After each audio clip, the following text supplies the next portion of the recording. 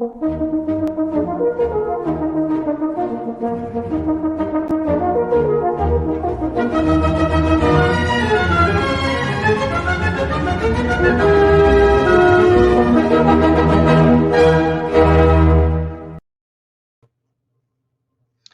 everyone. Welcome to another episode of Gray Matter. Well, I'm very pleased to be back in our palatial Calgary studios today.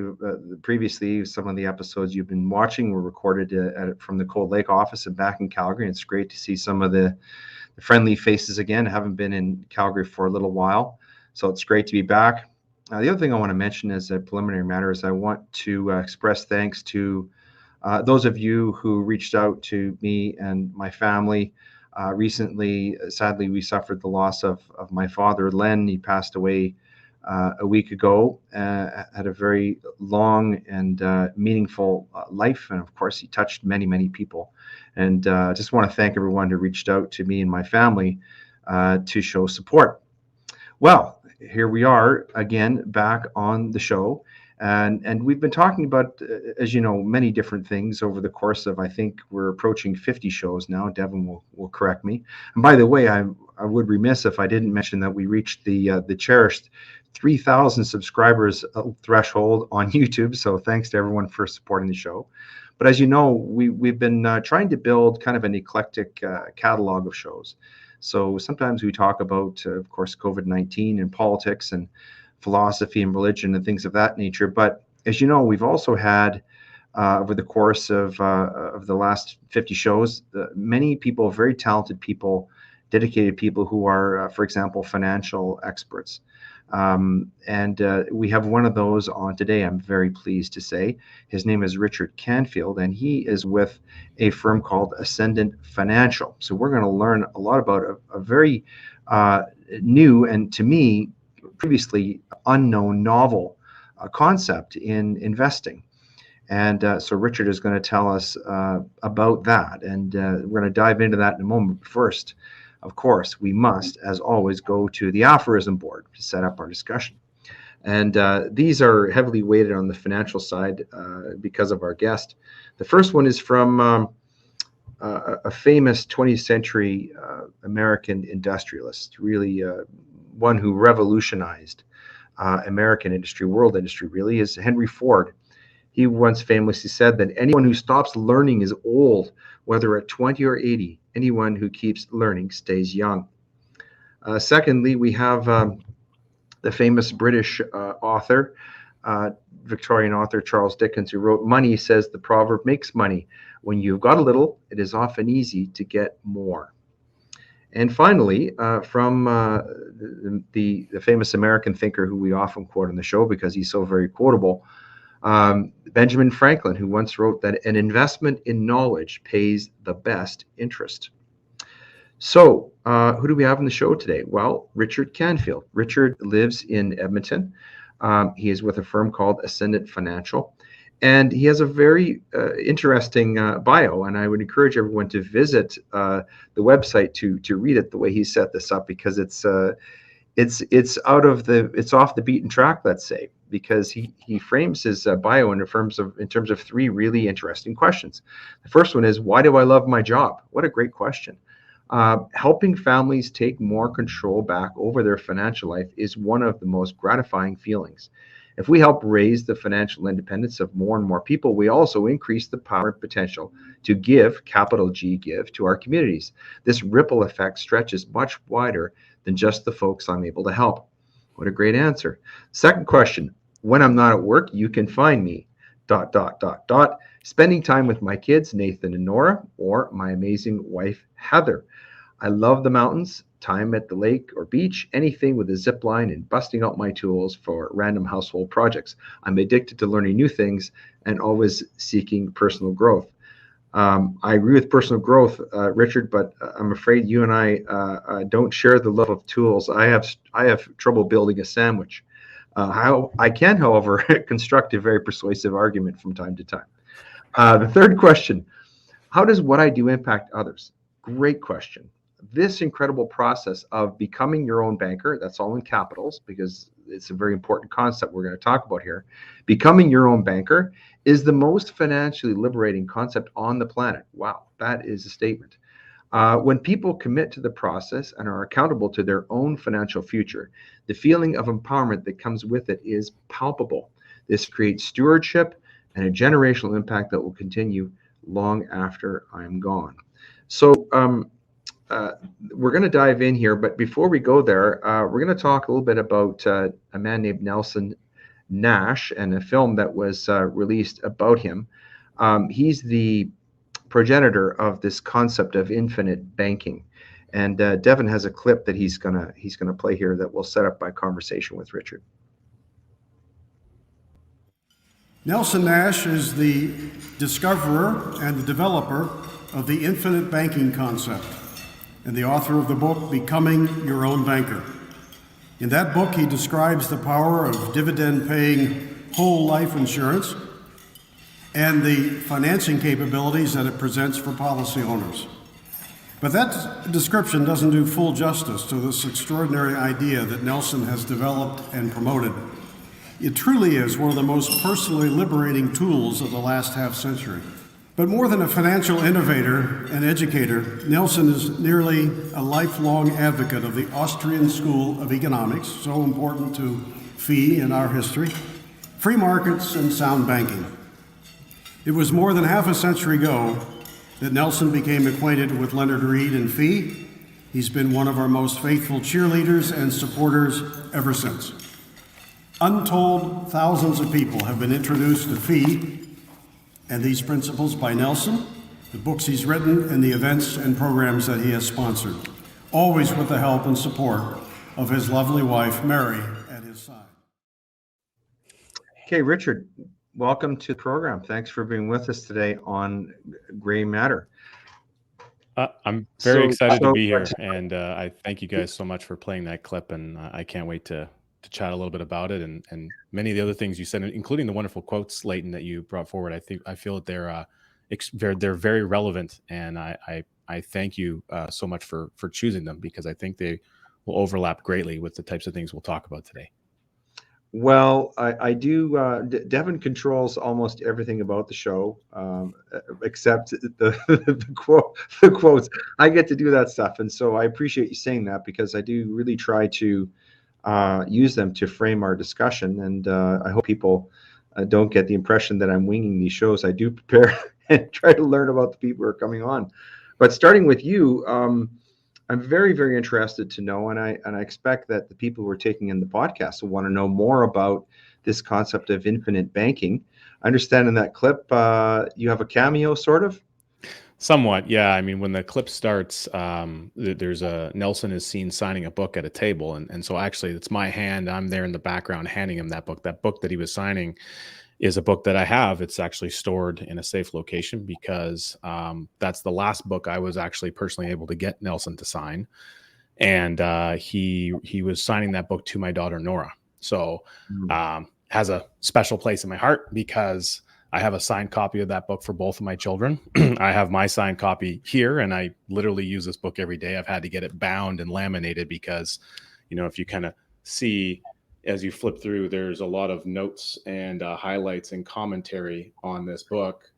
It is probably my most prized possession. And if the house was burning down, I would grab this before I grab my own passport. That's how much it matters to me. So just to give you some context and add some weight, I guess, to it. And Nelson, in that introduction, that commentary that was taking place, the gentleman who was speaking from the stage, his name is Larry Reed, Lawrence Reed. He's president emeritus of fee.org, the Foundation for Economic Education. They're a very well-known Austrian economics think tank. They're a phenomenal organization, actually started by Henry Hazlitt many years ago. Henry Hazlitt, as well as Leonard Read, who was Nelson Nash's friend and mentor. And having a mentor in your life is very important. And Nelson was a mentor to me. And the things that I learned from him and continue to learn from him, even though he himself is gone, they've really gone an in-depth way of shaping my view of the world, my view on money, my view on relationships, and how we can go about leaving an impact in the world. So I owe a tremendous debt of gratitude that I don't believe ever could be repaid for Nelson, and really by virtue of that to the organization of FEE, because many of the concepts and the core components of the process of becoming your own banker stemmed from his learning and understanding of Austrian economics. And there's many other overlapping things that happened there. But the gentleman doing that introduction, Larry Reed, wonderful gentleman. We've also interviewed him on our podcast, a very incredibly knowledgeable individual. And at the point of that documentary film, the clip that was played, he was receiving, Nelson Nash was receiving an award.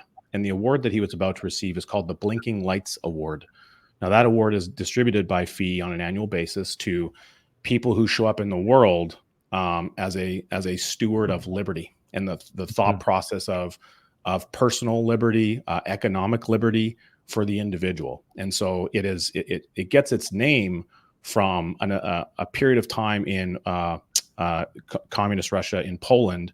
And I believe it happened around 1986, roughly at that time. There was an underground radio station, and they would move from location to location so they weren't discovered. And they would broadcast the ideas of freedom and liberty out to the general population of Poland. And at one point in time, they asked the question, hey, if you can hear us, please blink your lights. And so the entire city of Warsaw lit up with lights. And that was relevance to people listening to the ideals of freedom and liberty. And so that the receiving of that award, excuse me, was a huge momentous option and opportunity for Nelson. But he was the constant individual, or he would say things like, it's not about the man, it's about the message. So he always recognized that the value that he left or his legacy is really relative to the content of his primary book, Becoming Your Own Banker, and the message that it provides on personal individual liberty at the financial level of your own individual household or business level.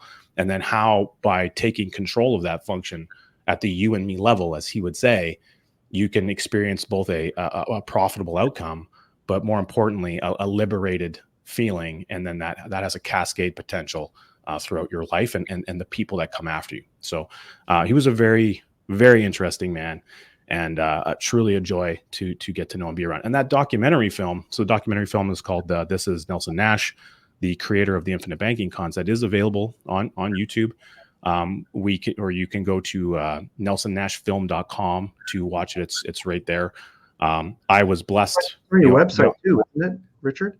Yeah, we have it there. So it redirects to a page on our site. So if you go to if you go to nelsonnashfilm.com, it'll bring you right there. So you don't have to go searching for it. And it's only an hour long film. I just had a gentleman the other day tell me, a young man, he's 36 years old, and he watched it for the first time, and he was just, inspired by it. And so we find that kind of commentary comes from people. I was blessed to be able to be a part of the making of that film. It originally started as a project where we would go down and spend time with Nelson, and we would walk through the chapters of his book, and we would try to capture some of his essence and the things that you could only have if you sat down knee to knee with him or you attended one of his live sessions. So we could kind of memorialize some of those unique stories and Nelsonisms, as we like to call it, that could be carried forward into time. And then the project kind of morphed into something much grander, and it became really about helping people understand Nelson and what his message was all about and how he impacted people.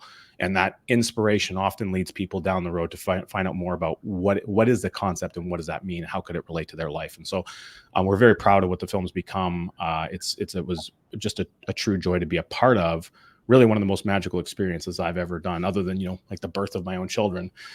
So yeah, we're very proud of it. And it's really making, I think, a huge amount of progress. I believe it's probably had roughly over 300,000 views, give or take, on YouTube at this point. It's just free and available to the public. And it's something that will ever, epitomize and memorialize Nelson to a great degree, and his message. And on that note, what we've done since then is we actually added a new project called Day of Nelson. So you can go to dayofnelson.com, and we actually celebrate Nelson's passing. So he passed, I believe it was March 27th of 2019. And so we're coming up on the third anniversary of that.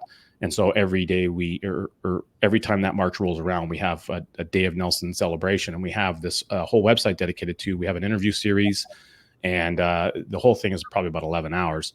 But we interview people who knew Nelson the best, who spent the most time with him, and they tell stories about what he meant to, what impact he had on their life. Comical stories, funny stories, emotional stories, inspirational moments. And then there's little clips of Nelson teaching interspersed in between those interview segments. And they're very powerful. And so you can go and kind of, take the little scrubber as you're watching the recording, and you can go and jump to these clips of Nelson. And there's just so many wonderful things that can be learned in those experiences. And the stories are wonderful.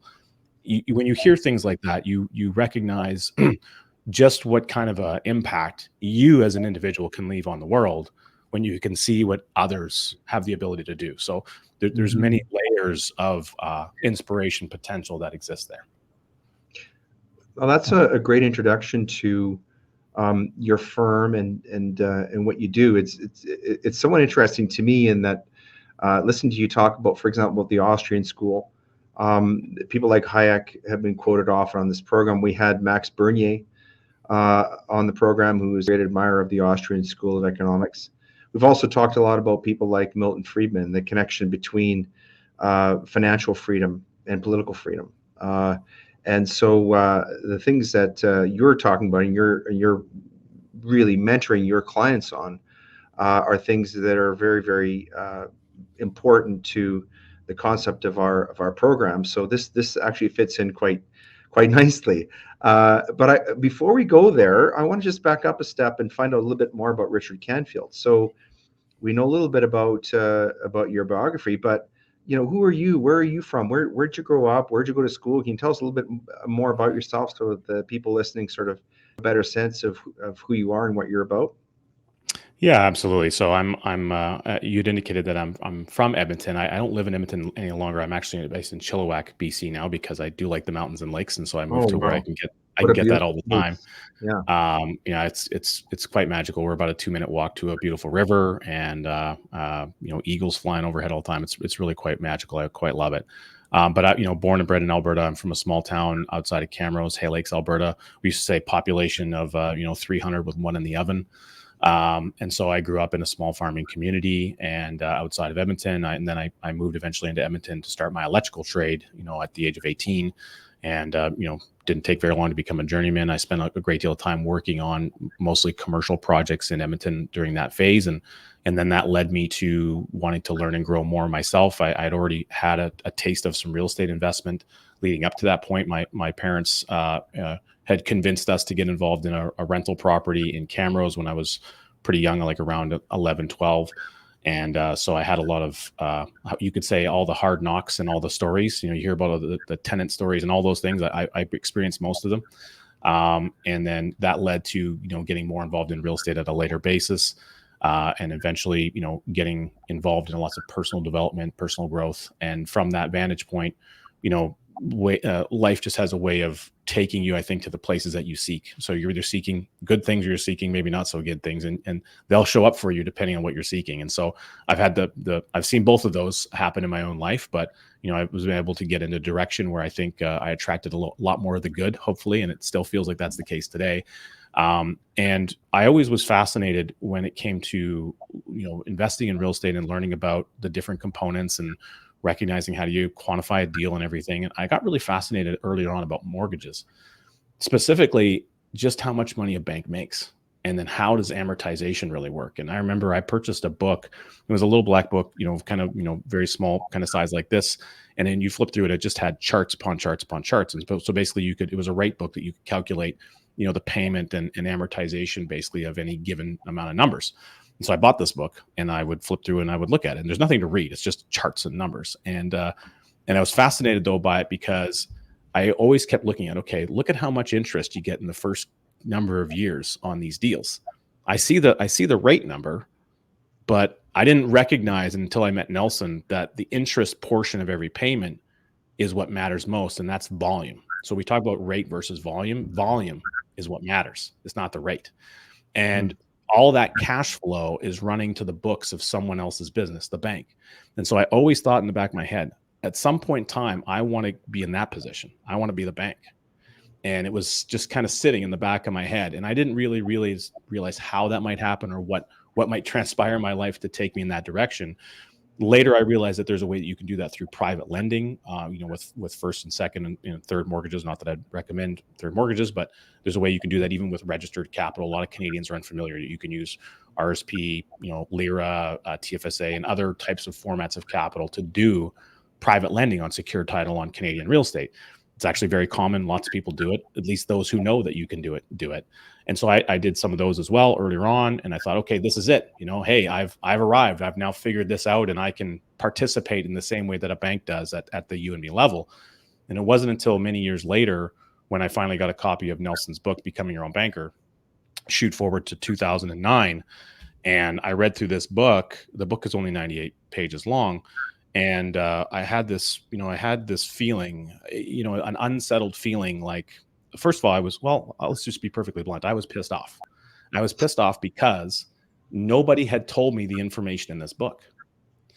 And I was really angry because I had spent a pretty good chunk of capital of my very hard-earned dollars on my personal and financial development. I'd gotten on airplanes and flown to real estate courses and conferences, in US and Canada, spent a pretty good chunk of money to listen to lots of gurus tell me how to do lots of real estate things.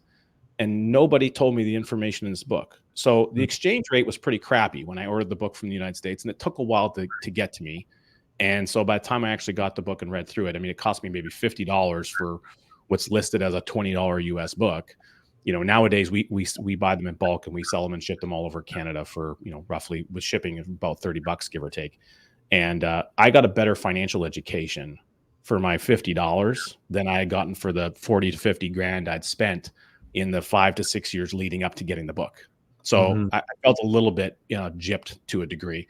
But the real reason I was frustrated is my parents didn't know this information, which means they couldn't impart it to me. None of the gurus were telling me that, but I was giving them my money and they weren't telling me what was in this book. And then additionally, I would imagine, like, you've probably gone out and had a really nice meal at a restaurant before and just had the most amazing experience. Can you think of one of those in recent history that's happened? Mm-hmm. Now, when you go and you have that tasty meal and the service is good and just, everything lines up and it's fantastic, you don't then go home and choose never to share that with anyone else. Like, you're probably going to tell someone about your experience, and you're going to share people about the impact of, like, wow, this was amazing, and that was so good, and this was so good. And that will lead to people wanting to go to that establishment to experience what you did. And so if I knew this information now, I had a copy of this book, and I didn't share that with other people, what does that say about me? What does that say about the kind of person I am? Am I being in my integrity if I'm not sharing this information with other people? And I didn't feel that I would be. So I recognized that in order to do that in an appropriate way, it meant a requirement of going and getting a government license, which is an insurance license. It centers around a vehicle of insurance to incorporate the mindset of this concept in your life. And I wasn't particularly happy about that because I didn't really want to go and have another governing license at that point in time. The end result is it was probably one of the best decisions I've ever made. Among many others, it was an amazing decision because I truly love what I'm able to do and how we as an organization and our team show up in the marketplace to help people. We get constant validation of that all the time because, we've got somewhere north of around 600 Google reviews on our, for our business all across the country because of what the impact that we're leaving for people. And I feel like if you show people a doorway where they can walk through that door and they can feel liberated in some format of their life, in this case, we're primarily speaking about their financial life, but it has a way of creating a ripple effect on many other things. It's just a rock in a pond. And so, there's a feeling and a knowledge that certain things are moving in a positive direction for you, but you can see it maybe on paper and you can see it mathematically, but you can't mathematically quantify what it feels like, if that makes any sense. Yeah. And so it really is a blessing to be able to do what we do and to take what we learned from Nelson as our mentor and our friend, and being able to now channel that. I'm just a vessel to channel what Nelson taught me. I may not do it as good as him, but I do it my way, and he would be okay with that. Well, first of all, I know exactly where Hay Lakes is because I spent my first 2 years in university at, well, it used to be called Camrose Lutheran College. Now I think it's Augustana. Augustana. And those were my 2 best years of school, period. I just loved being in Camrose. It's a wonderful community. The other thing is, although your parents didn't maybe have the knowledge of Nelson Nash, you had wonderful parents, to expose you to, introduce you really to a type of financial education. That's something that is really decrepit in our educational system. And in fact, there's a paucity of it. There's none of it. Our kids are being taught all kinds of things that are not only useless but hateful in our schools, and no financial education. Now, so we understand you, where you're from. We have a bit of understanding of your worldview, your Weltanschauung, as they say. So here you are, and we've teased everybody enough. Now, would you please tell us, in as succinct a way as possible, as though you're talking to, I don't know, a stupid lawyer, about how do we understand the infinite banking concept? What is so unique and special about the infinite banking concept? What does it mean for people? Why should they be interested in it? Well, very good question. And what I'm going to do, I'm going to go to the source. So Nelson's book is the source material for everything. And right on the first page, it's page 3, but the first page with words on it. A couple of things that Nelson says. So first off, this book that's here, again, really revolutionized, changed everything in my whole life. It's only 98 pages long. It was actually designed as a workbook for a 10-hour seminar that Nelson created. And so the seminar came first, and then the seminar materials is what became the formulation for this book. So when Nelson would do his seminar, which he was doing all the way up until just before his 86th birthday, he would deliver this seminar. In the very last year he did it in 2016, I bet he did about probably 24 seminars that year. So he was the constant, the guy that's always working because he has something important to share. I mean, he just really, really emulated that. And so one of the things that Nelson says here in this book is that this book demonstrates your need for finance during your lifetime is much greater than your need for protection. He's referencing the need for like insurance protection. So as a process versus a product, right? That's an important key, right? Exactly. And if you solve for this need for financing throughout your lifetime, using the instrument that he talks through here, through the type of life insurance we're discussing, then you'll end up with so much of the insurance that the insurance companies won't even issue it to you. Mm-hmm. And one of the other things he goes on to say is that this book is not about investments of any kind. It is about how one finances the things of life, which can certainly include investments. In fact, they do. It is not about rates of return. As time goes by, interest rates are up and interest rates are down. But the process of banking goes on no matter what is happening. It is a well-known fact that banks make more money during times of low interest rate than when rates are high. So he also goes on to say that it is not a procedure to get rich quickly. And it is to the contrary, it requires long-range planning. And one can learn to plan and act intergenerationally. That's a primary advantage that he learned being a forester. I learned to think beyond the lifespan of my current generation. There's no such thing as having too much money in the bank. Wealth has to reside somewhere. The problem is, which banking institution are you keeping it with? And so in our day and age, in the last year of 2022, we have seen some pretty epic things happen. And, I speak to people every day that are concerned, and they have a legitimate reason for their concerns, because there's been a level of overreach that's transpired where people's bank accounts that they need to support their life, their livelihood, and pay their mortgage payment, put food on the table, all these things has literally been pulled right out of their ability to utilize. And there was nothing that they could do about it. And so when we incorporate the mindset of becoming your own bank, so at present, all of your money flows into some bank right now. It has to go into a storage tank, a storage facility. Typically, that storage tank and storage facility is a commercial bank that we all know. They're the 5 major big banks in Canada, typically, are a credit union. Once your money lands into their account, essentially what you've done is you've exchanged custody of the money to them. Now it's technically their money, and what they have is they have a digital entry that shows an IOU. They owe you that money on demand, but technically you've exchanged it now into their control. It's actually their money, and all that they owe you is an IOU. So you're basically getting the equivalent of a receipt that says, on demand, I can exchange this, I can get this capital back out.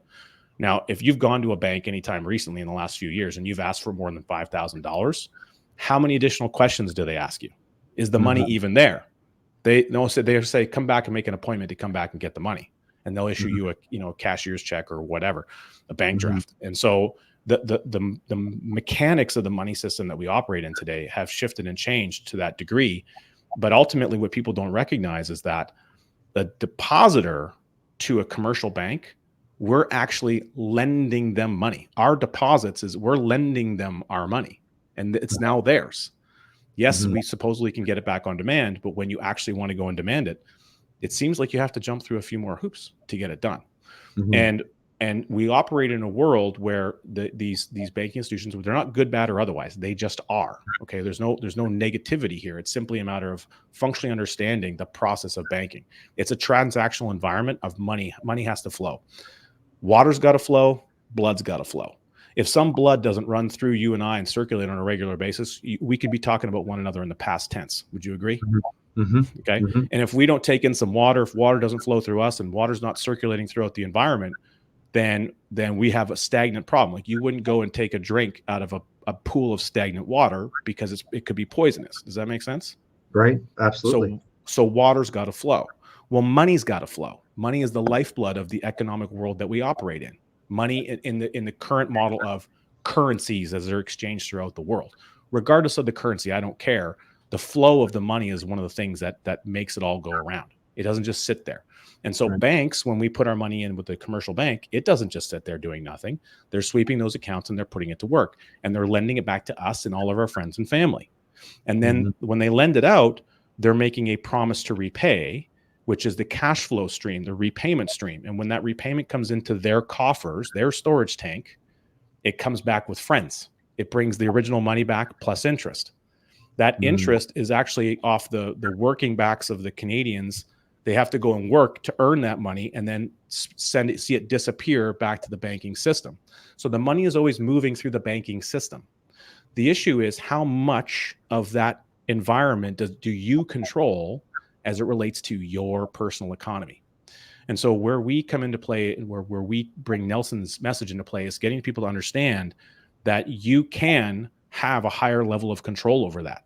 You can interrupt that system, and as money is passing through your hands and moving to, the mortgage guy and the car payment guy and the this and the that and everything else and the grocery person, if we can intercept the flow of that money in an efficient way, where now we can optimize it so it can do more than one job for you for the rest of your natural life, and it can now cascade onto multiple generations simply by interrupting the path of how you move money throughout your life, we've automatically made your life more efficient.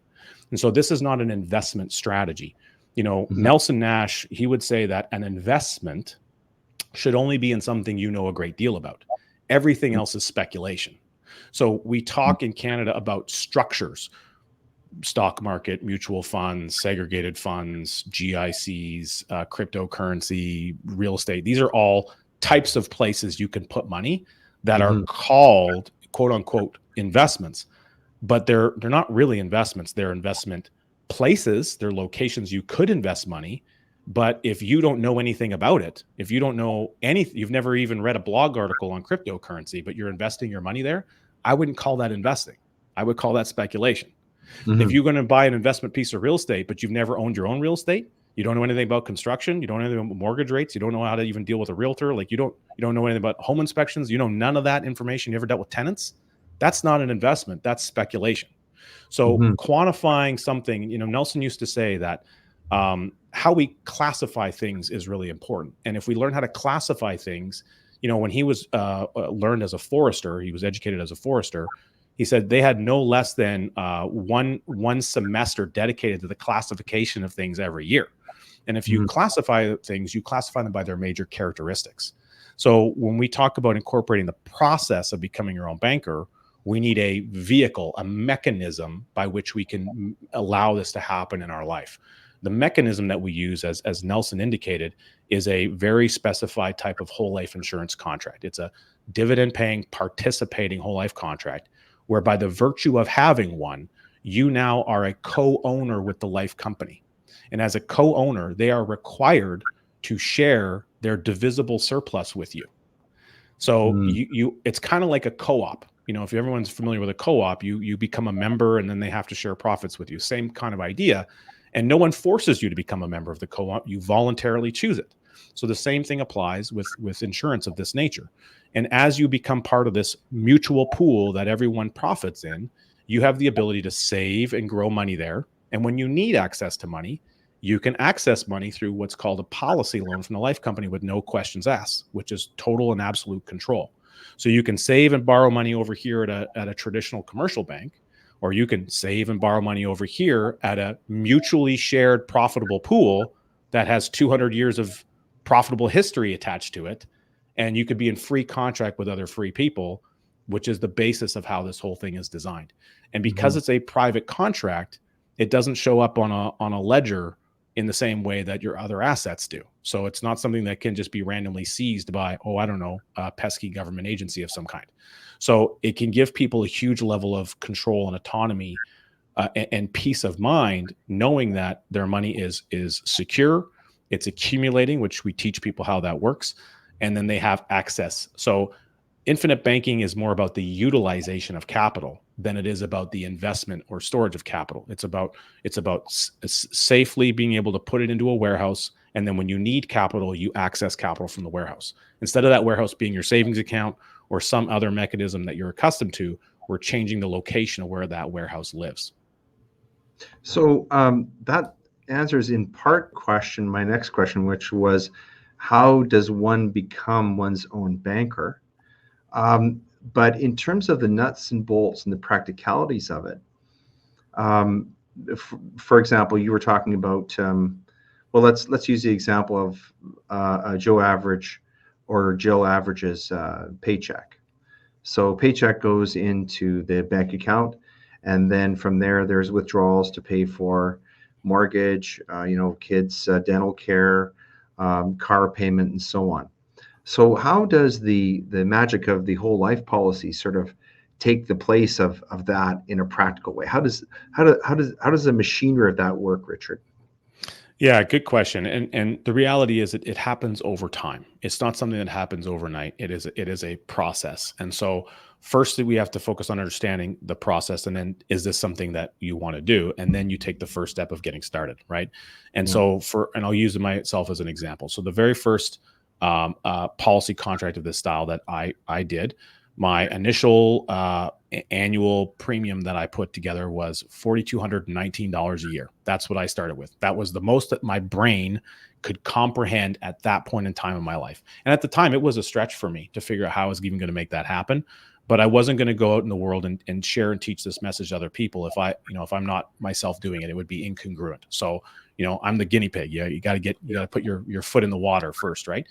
And then from that point forward, it was maybe another 18 months or so later, I got another one. That one was around $200 a month, and it had a combination of features to it.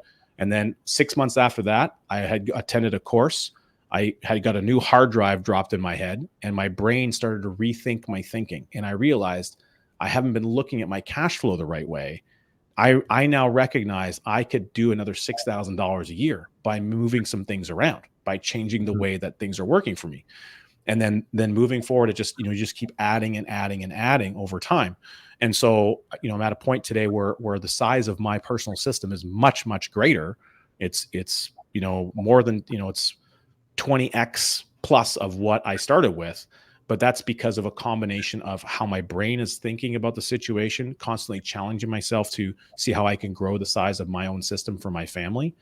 And then also a measure of, cash flow improvements and increased income. So there's a combination of factors that work with that. But I'll give you an example. Recently, I had a meeting with a young girl in Calgary. She's has a marketing business, teaches people about, some social media and website and SEO type stuff. And she does that for clients and some email marketing. She does a good job. And she was referred to me by another client. We had a conversation, and I tasked her with some homework.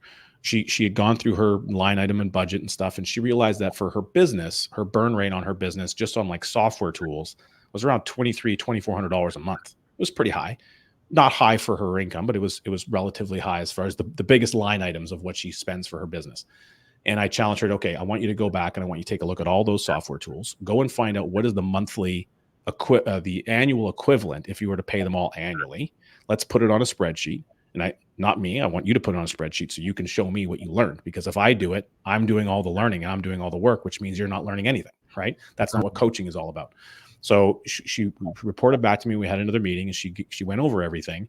Turns out by shifting from a monthly to annual structure, she was going to save about $1,500 a month. Now, in that circumstance, she also discovered that several of those tools could be wrapped up and bundled into a new tool. And that was part of the savings. It was about $150 a month there. But she went from $2,300 a month and decreased her expense rate by $1,500 a month. Now, what most people would do if they had that happen is they would say, great, I have extra money. And then that money would just go and get pooled up somewhere.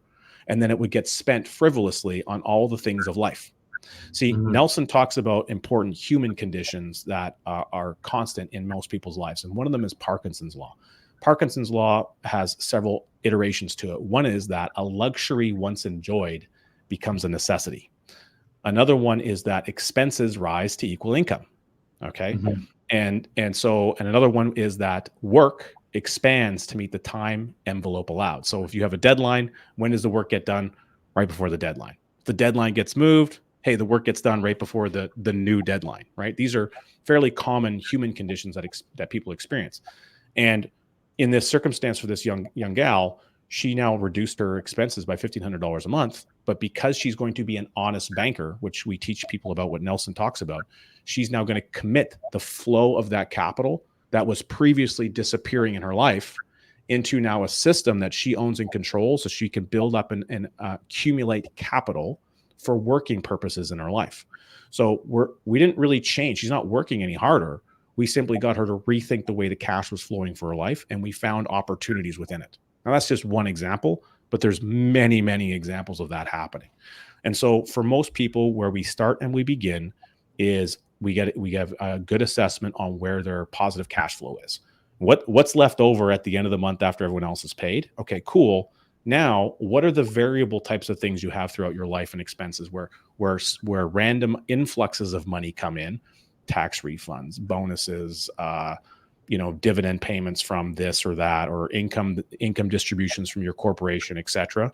And then where are the randomized expenses that are maybe quarterly, annually, things that show up in your life that you don't always plan for as effectively? And can we work with the flow of money as these influxes happen and the outgoes happen? And can we optimize them in between those periods of time? Can we start inserting them into a machine that will allow it to have constant motion on the money the moment it enters the machine, and you've never lost the opportunity on those dollars again for life?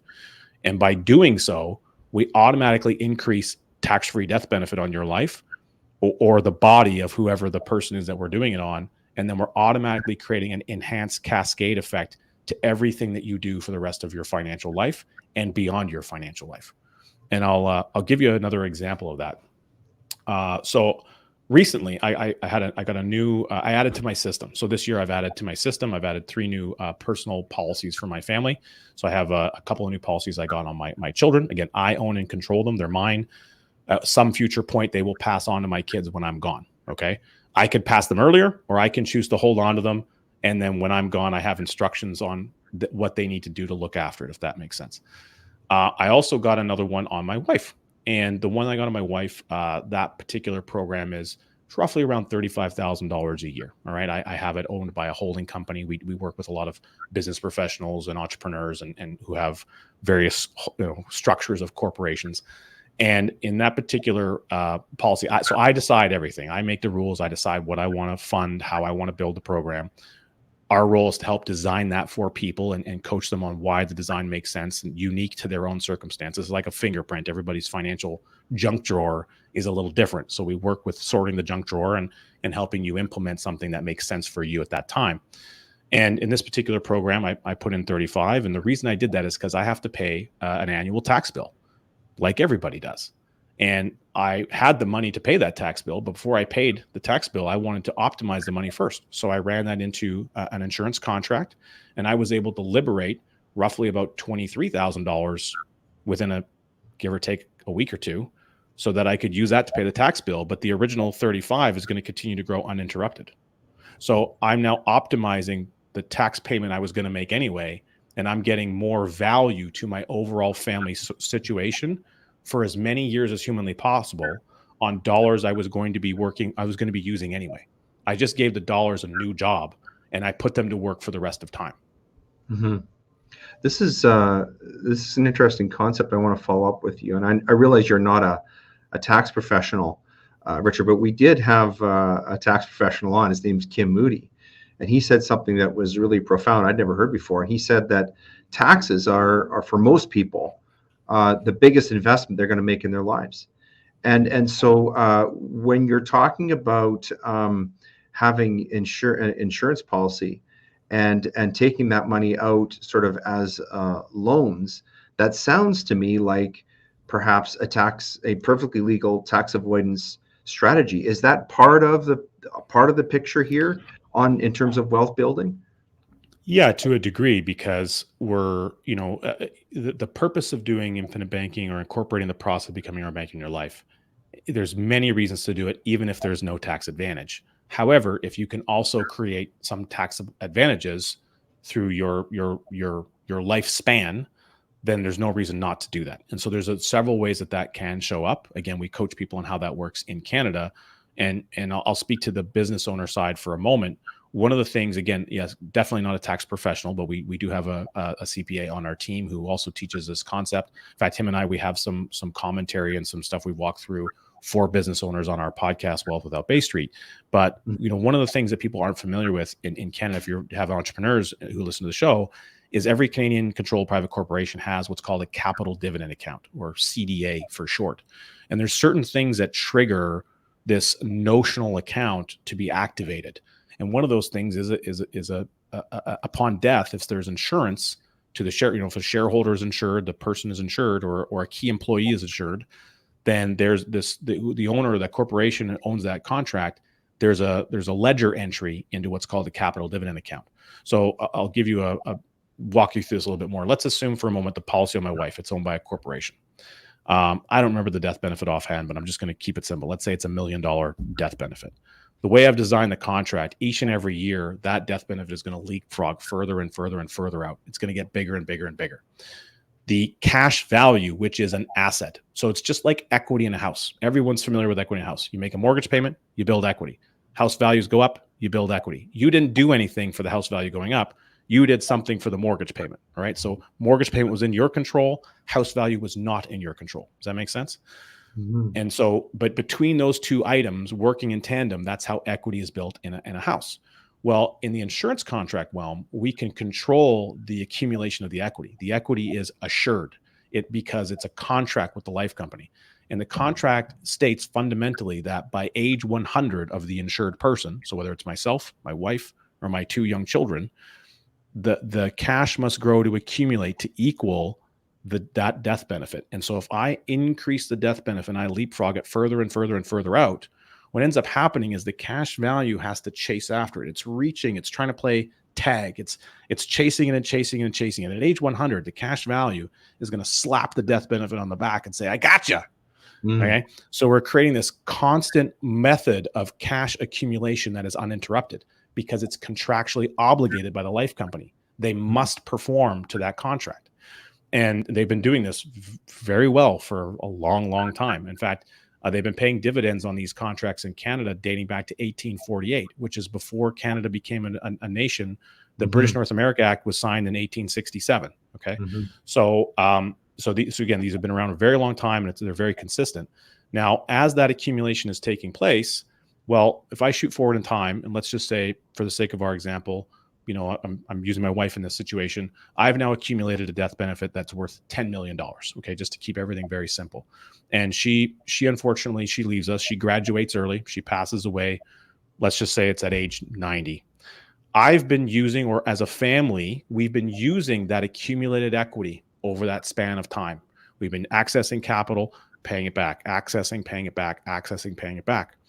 In our later years, from an additional retirement perspective, or positive passive income that we might use to support our retirement objectives, we've been accessing capital through a mechanism of loan activity, and we're doing that in a tax preferred method. Again, not to confuse everyone, and we can teach you how to do that, but let's just assume it's tax preferred, where there's no tax on that income stream. There is a way to make that happen in Canada legally, and now we've accumulated a huge outstanding balance of loan against that, as collateral loan against that policy. Well, when the death benefit pays a 10 million, if I have a loan of 7 million, then the loan gets retired, completely gone, and the 3 million net goes to the beneficiaries. Does that make sense? Mm-hmm. Okay. Mm-hmm.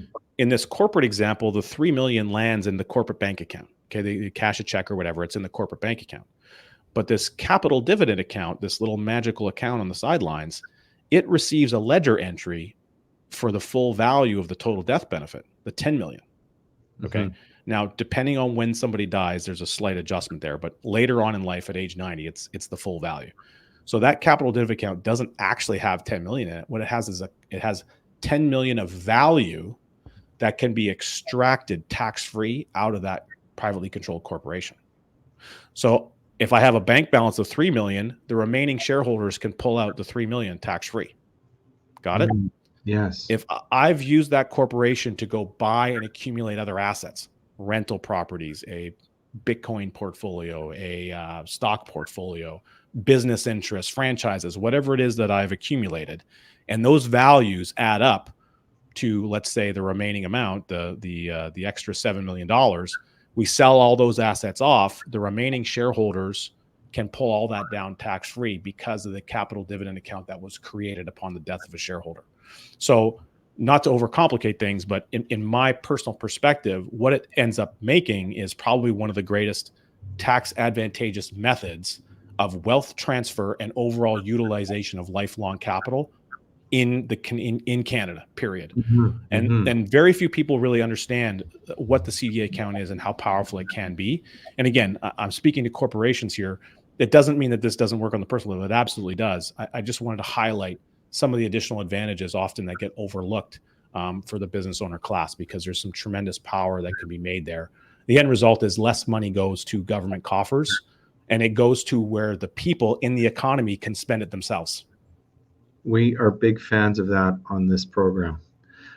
Tell me about the money multiplier effect. Well, the money multiplier effect, and this is a good friend of ours, Brent Kessler. He has a company called the Money Multiplier, and he talks about this, and it really incorporates the thinking of the infinite banking concept, where you're looking at having a dollar do more than one job for you. Okay, so going back to my example of taking money and depositing it into a premium that I control with the life company, where I now have a contract. The moment I start that contract, I've basically created a brand new business that did not exist before the contract was signed and the first payment was made. Okay, that business will become more and more profitable as the years go by, and typically, like most businesses, I might start generating a little bit of cash flow or stuff, and I'm reinvesting back in the business. By the time I get 5 or 6 or so years out, I now have all of the original seed capital that I put into the business back available to me. Okay, I'm kind of at maybe a break-even point. But each and every year that I reinvest money into the business now, that business is churning really effectively, and the business is operating very well. So that basically premise is what happens with these contracts when they're designed appropriately for a person's needs. And there's much that goes into that conversation. And so, but if I now put the dollar into the contract, so now that dollar never stops working for the rest of my natural life, or whoever the life insured person is. It works for the rest of their natural life. It also is now backed by a tax-free death benefit. So, and I have access to maybe not immediately the whole dollar, but a pretty good chunk of what that dollar was by way of a collateral access from the life company, which is control. So now I put the dollar to work, and that dollar is providing tax-free death benefit, and it's growing for the rest of the time. That dollar is accumulating in value. It's unstoppable force, and I have access to the dollar. So I was able to take that same dollar and give that dollar more jobs. That's not unlike what a bank does. Now, they might be able to manufacture money out of thin air. We don't need to get into that on the podcast today, I don't imagine. but there is a measure of a multiplying effect that happens at the traditional banking level. So implementing this process in your life, we can create some similar effects, and it happens in multiple ways. It's not that you're taking a dollar and you're turning it into multiple dollars. It's that you're taking that dollar and you're giving that dollar more jobs to do throughout your life than it could possibly have done before. One of the other things that is mentioned on your website is the ability to create what's called an individual retirement account using this process. How does that work, Gertrude? Yeah, so that it kind of speaks to similar to the what I mentioned on my example, my wife's policy, and how we can fill that capital dividend account up. So when the policy builds up over time, and people use it for many things, we're using it to purchase cars that you need to drive throughout life, purchase your computer, pay for your kids' education, take your family on vacation, the same things you're spending your money on anyway. The difference is normally when you go and pay for a vacation, your bank account drains to zero and you got to save to refill that account before you can go on vacation again. So instead, we're just doing the same process. We're doing that with the policy. Now, as you incorporate Nelson's principles over time, and if you're doing that in an effective way, the expansion of your capital base begins to accumulate more and more and more. And you want to go to the period of time where you're now looking to draw down a passive income. There's a strategic way where you can do that, where you can effectively take that policy contract and you can pledge it as collateral, very in a similar way that you do with a home equity line of credit with a house. And because a home equity line of credit, if you went and access capital from there, and you went and, let's say you had your house was paid for and you got a $500,000 home equity line of credit, if you take 25 grand off of that line of credit and use it to go buy groceries, you don't have to report that as taxable income. Mm-hmm. So the same premise applies to the insurance contract. Again, there's some maneuvering that's necessary there and some overall understanding, but as we move through time, that same environment can be accumulated, and it's a very, very powerful concept, and it's been used for many, many years in Canada. And in fact, it's a growing industry. As more and more people become aware, we're certainly seeing, I know in our business, we're certainly seeing a vast influx of people recognizing that they want to be able to participate, A, in the profits of a robust business, the insurance company, but B, they want to have a measure of control against the market ups and downs that are taking place that have been wiping out retirement accounts left, right, and center. And that allows them to reduce their exposure to the boom bust cycle that's created by the Keynesian economic methodology, which we all operate by in the known world today, unfortunately speaking, which is why the Austrian school of economic thought is so important, because they help people understand what the business cycle is all about. And that if we allow that cycle to operate in its normal tendencies, we don't see those same dramatic, jagged peaks and valleys that are created in the roller coaster of the financial realm. Mm-hmm. Some of those valleys and peaks are created by things that are completely intangible and make no sense at all, such as a presidential election. Every time one of those elections comes around, there's some aspect of a marketplace, we'll call it the stock market, that does really well, and another part that tanks, depending on who's the person that gets in power. And it's consistent. It happens every 4 years. And people think like it's something new. No, it's been happening. Just trace it back, look at a little bit of history.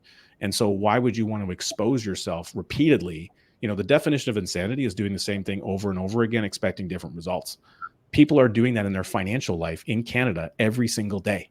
And the only thing that can change that is to change your thinking. So our focus is right here. All of our energy goes to working on the squishy mass in between your ears. And if we can optimize your level of thinking so that you're the one taking control of the situation, you're not abdicating that responsibility to everyone else. So again, the process of becoming your own banker is definitely more focused on your mindset. And then the implementation of it is where we start to get into the utilization of the tool. So again, Insured Retirement Plan is one way of working with that tool.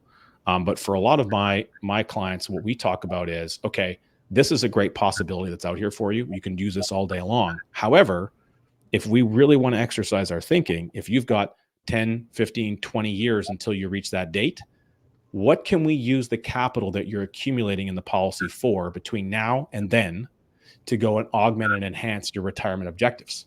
Rather than, why don't we just sit and wait on everything and just wait for the day where we're going to start to bleed the accounts dry. It makes more sense to think about the utilization and the flow of capital. And what we find consistently is that the more people engage with the process, they take a policy loan, they repay that in the way that Nelson talks about. Because, I use a car as an example. You go buy a car. Well, if you used your own capital, you would drain that capital down to zero to pay for the car in cash. And then you must make a car payment. You must save up money to rebuild that pool of money so that you can purchase the next car. If you don't do it, the money won't be there. So you must do it. You're just not doing it intentionally. You're doing it in this very random, blindfolded, haphazard way. What we're doing is we're adding intentionality and decisiveness to those financial decisions so that the pool of overall capital that you accumulate is better. This leads me to one of the quotes that you mentioned at the beginning of the call. And you talked about, it was a quote around opportunity.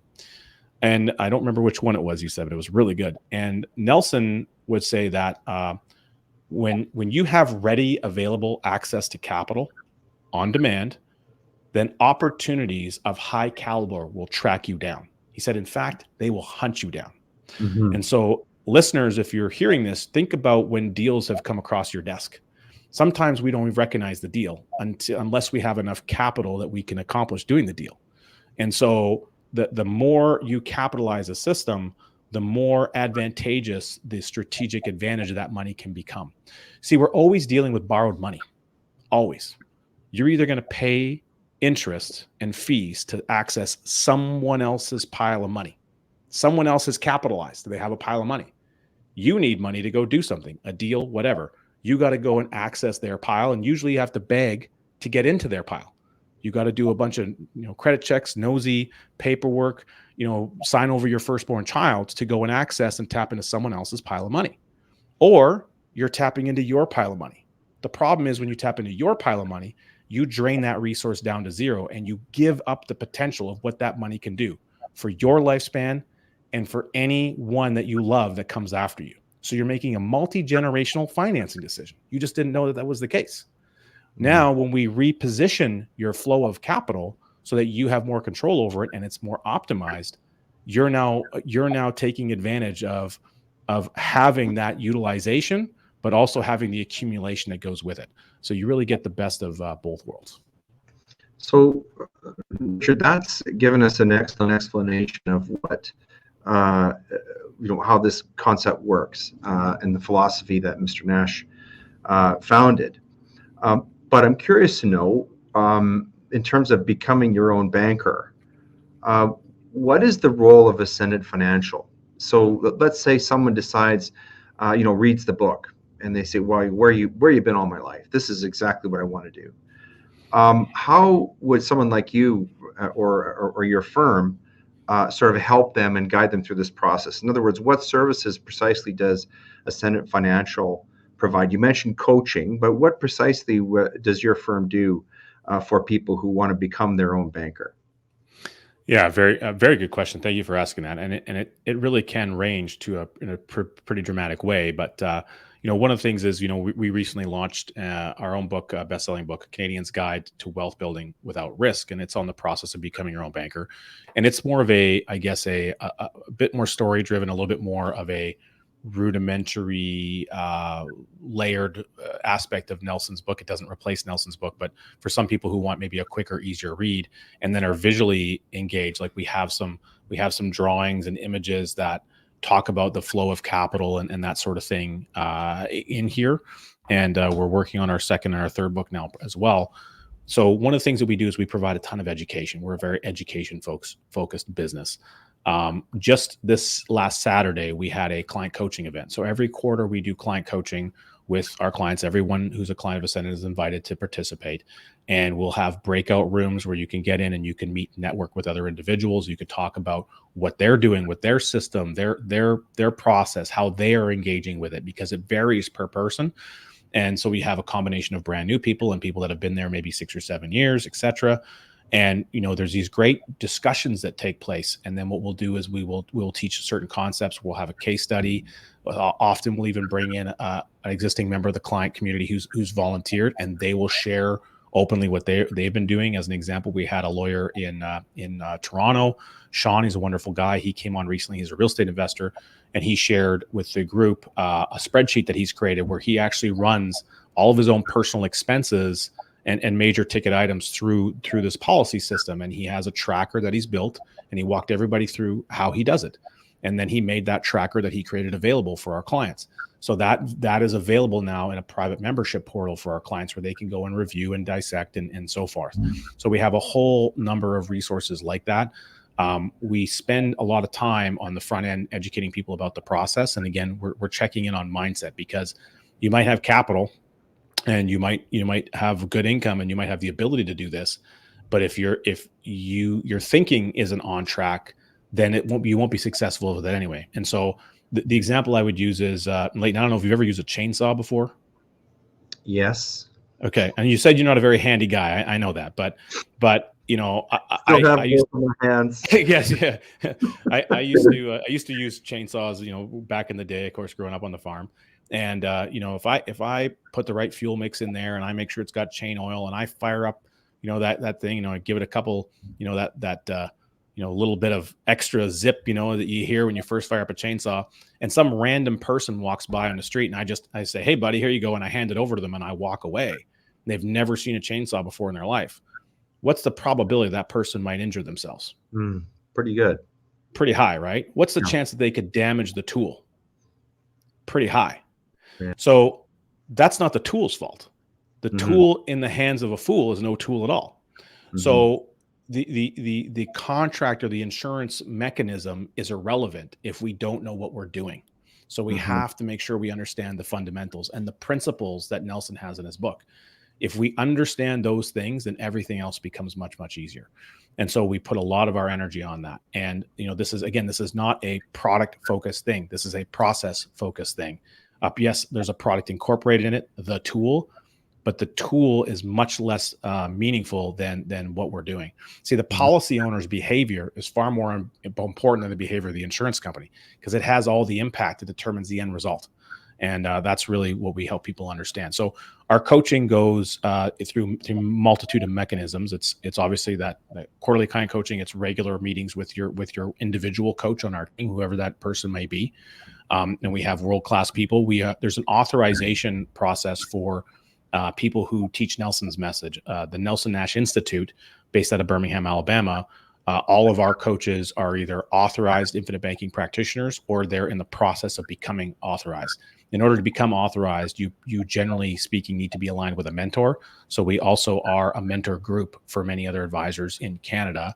And in fact, probably will be mentoring many people in the States as well. We love that community. It's a community that gives back to one another. And ultimately, we're about helping to achieve Nelson's vision, which is that if we can get 10% of the population doing this, then, as Malcolm Gladwell listed in his book, the tipping point, then you have this machine that's an unstoppable force. And so part of that means also going out and reaching out to financial advisors who already are in this industry and helping them recognize that this is something they can incorporate into their existing practice. Again, being mindful of the mindsets that are important so that we can have more people doing this. And if that is the case, then we're taking the depository aspect of our business and our cash flow and the lending aspect of our business and cash flow, and we're moving it away from the commercial banking sector. And instead, we're moving it into the insurance company realm, where it's free contract with other free people in the country, where we're all mutually profitable, but we're also operating inside of an entity that is non-inflationary. The commercial banking system can effectively manufacture money because they only need to keep a certain minimum amount on deposit. The insurance company can't do that. A dollar is a dollar. So we're moving from an inflationary increasing mechanism of how everyone banks currently to one that is in our opinion is solving the problem that is created. And Nelson would say that this problem, this manipulation of the money supply type of a problem, it can't be solved from a top-down mechanism. It can only be solved from a bottom-up grassroots solution. And so many people have described Nelson's idea of the infinite banking concept as Austrian economics in action at the individual level. Interesting. So you mean to say that inflation is not being caused by Vladimir Putin? Sorry. Sorry. That was facetious. Yeah, I would say that he has a pretty low impact relative to Yeah. money printing and some of the other Not shenanigans, manipulation of according interest to rates, Mr. etc. Trudeau and Mr. Biden, unfortunately. So tell us a little bit about your podcast. Yeah, so our podcast is Wealth Without Bay Street, and we have a ton of fun. I think we're releasing maybe our 131st or so episode coming up this week. Typically release once a week. It's available obviously through any major podcast player as well as through YouTube. We generally recommend people watch it on YouTube channel, wealthwithoutbaystreet.com/YouTube. Primarily because, well, I'm a bit of an animated character, so I'm a hand talker, number one. And then additionally, we do have, we also often, sometimes we'll have a screen share or something of that nature where we'll talk about certain concepts. Now, we do spend a lot of time talking, obviously, about the infinite banking concept, but we also spend a lot of time interviewing just high-level entrepreneurs and people who are making waves in entrepreneurial sectors, people that are sharing their stories of falling flat on their face and then recovering, selling businesses, challenges and how they did that, how to exit a business, how to think, so a multitude of different types of things that are covered. So it's very entrepreneur focused. We have a lot of our clients on there. We also have a client series. In fact, there's a playlist on our YouTube channel specific to that where we'll interview clients who are incorporating this process in their life, many of which are real estate investors, et cetera. And they talk about what they've been able to do. As an example, one of the gentlemen based out of Edmonton, he's an RCMP officer, amazing guy, Dave. And so also a real estate investor. He talks about paying off his mortgage using the system and then being able to then use that equity creation there so that he could go and create tax deductible mortgage by reinvesting in other real estate and creating cash flow.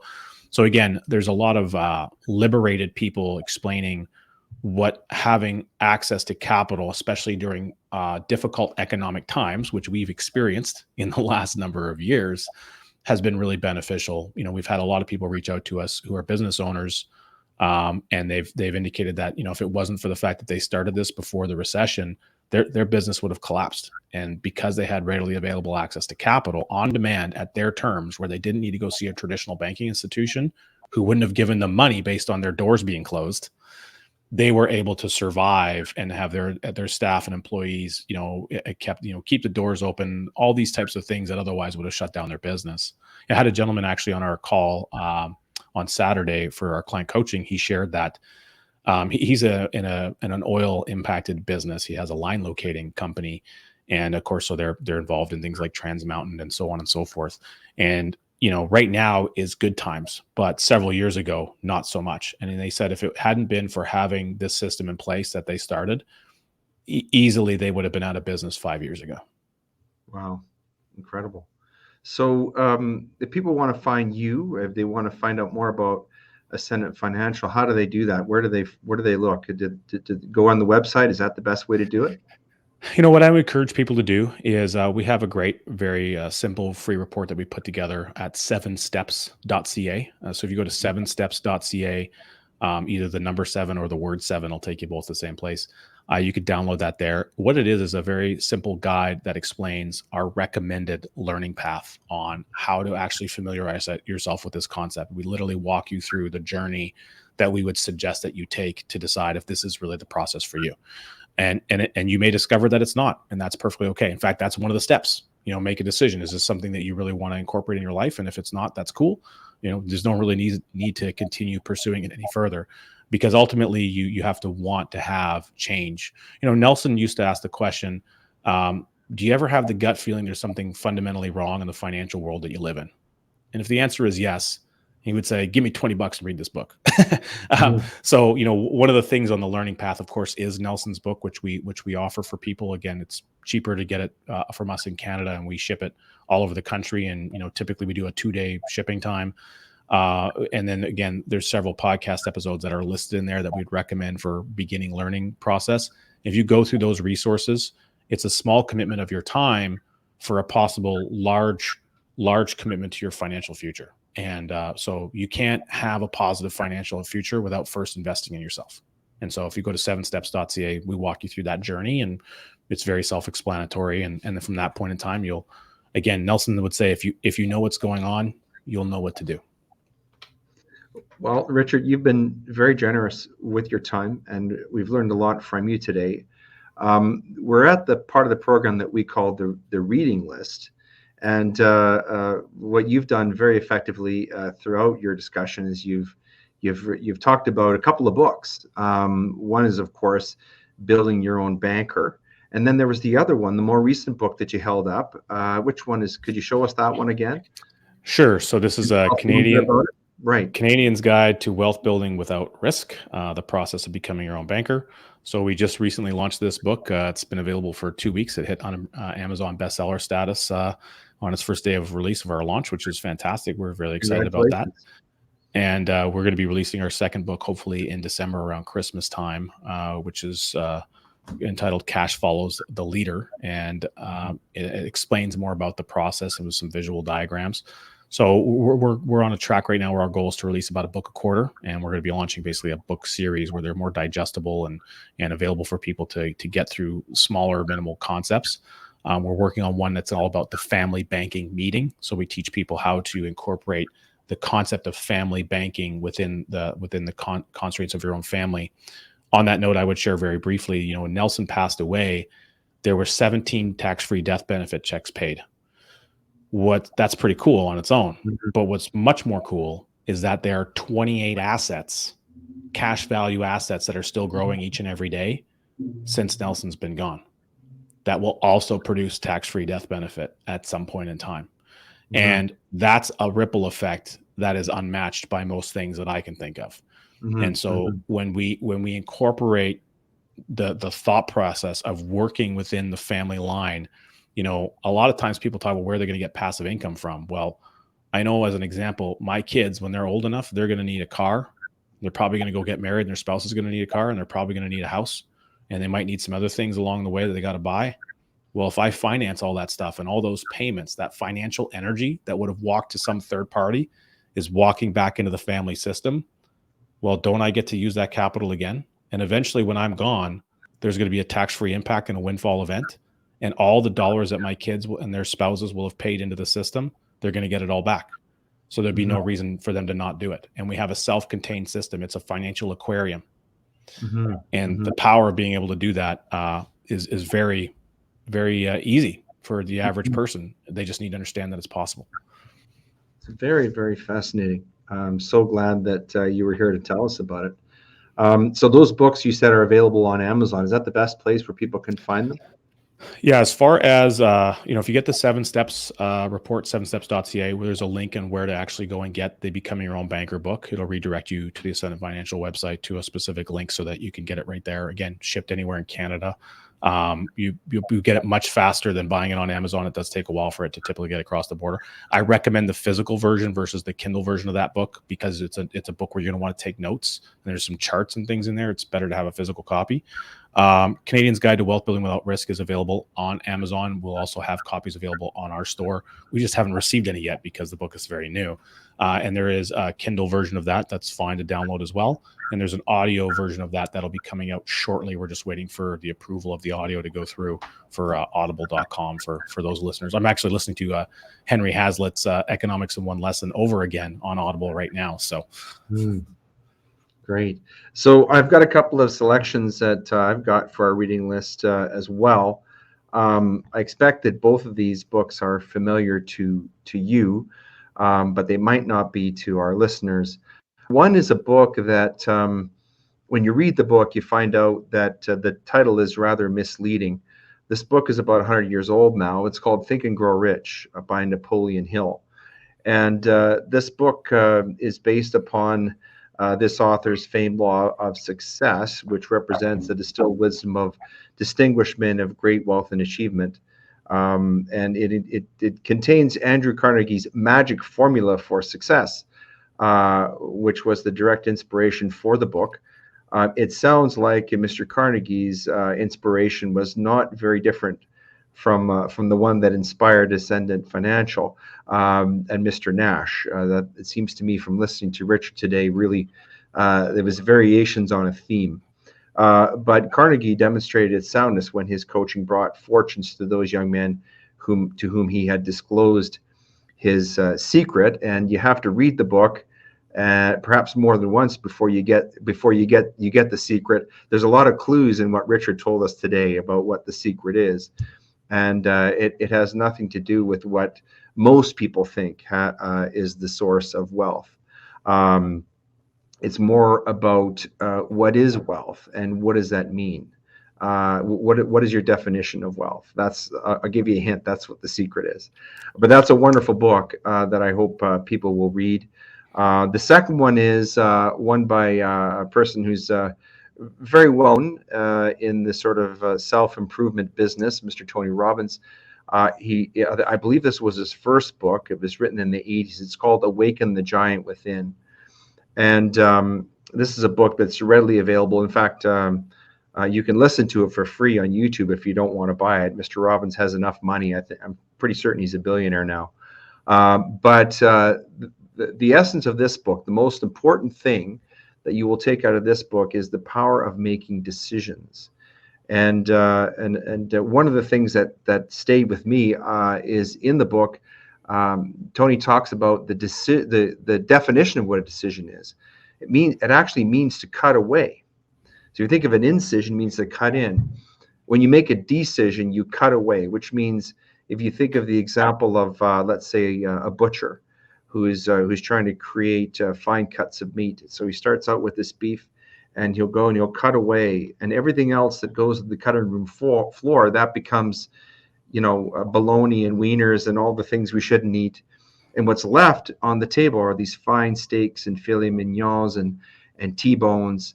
And the reason why he has those steaks is because in the butcher's mind, he or she envisioned the form of those beautiful steaks. And so what is on the table is the representation of what Plato would call the form of the good. And that is what we eat, of course, unless we're vegans, and there's nothing wrong with that. But the idea is by making decisions, you produce something that's useful and meaningful and wholesome and good. And so that's the essence of decisions and their power.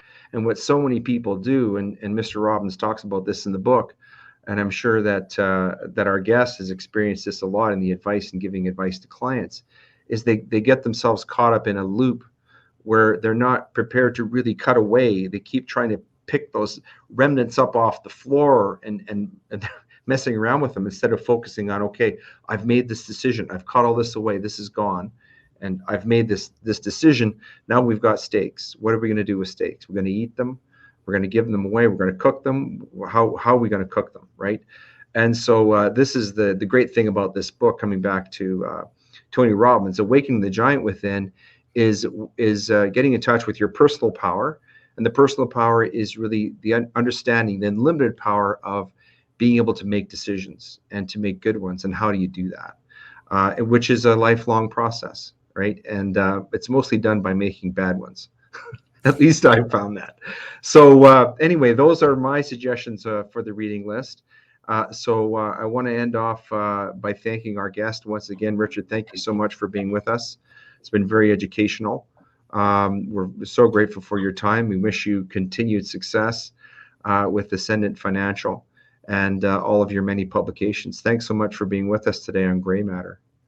Thanks for having me, guys. This was a ton of fun, and appreciate your audience. And I'm also a member of the audience. I've subscribed to the channel, and I appreciate the kind of content you guys are putting out. It's really fantastic, and it's something that Canadians need to hear. Thank you for supporting the show. Really appreciate it. Thanks, Richard.